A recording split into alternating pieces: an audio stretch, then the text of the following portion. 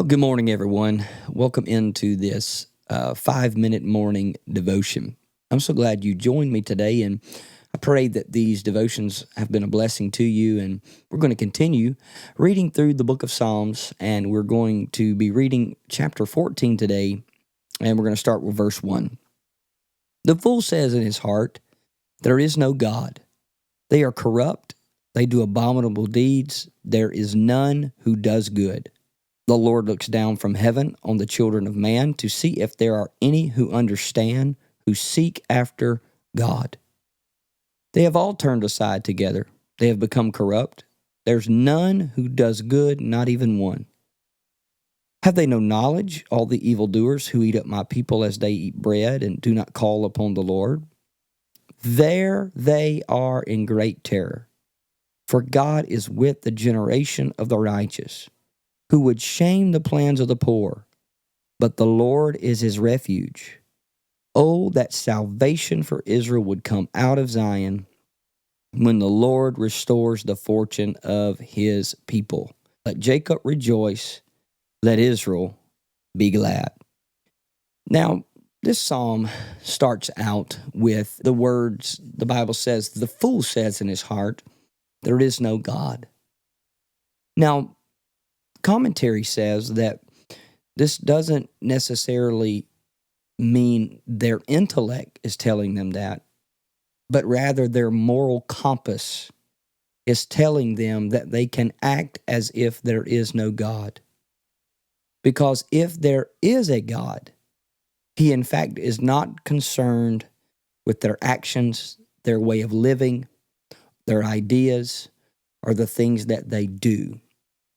And so the Bible says that in this time period that the psalmist is writing this, that there are people who are saying there is no God, and that we can be corrupt and do abominable deeds, and there is none that has to do good because there's no God to judge us.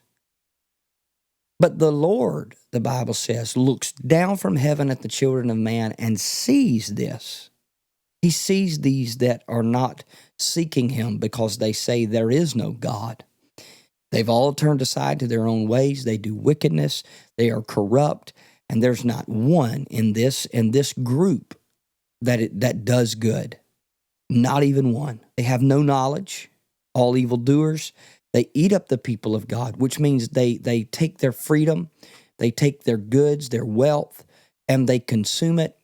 And they hold hostage the people of the Lord, and they think that there is victory for them and that the people of the Lord, they will make them obsolete. But there is such a great understanding in this psalm that says, there they are in great terror, for God is with the generation of the righteous. All this time, they say there is no God. We can do what we want to do. We can take advantage of people. Even those who say there is a God, we'll take advantage of them because there is no God to defend them. But the Bible tells us that the Lord puts them in great terror. He said he shames them because the Lord is the refuge of the poor. Oh, that salvation for Israel would come out of Zion, or God's dwelling place is what this means.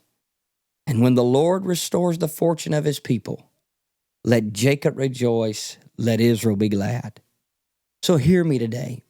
There will always be people who think that there is no God and there are no consequences to their choices and their actions.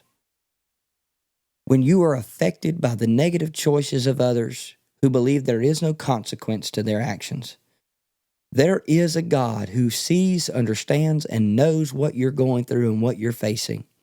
And he will avenge his children. You have no need to worry. God sees from his throne on high. And because he sees, he will avenge his child. So don't think today that God is far away or he is absent from this life. Because in fact, he is not absent, but he is present. Those who love him, those who follow him, those who serve him, he's working for you behind the scenes.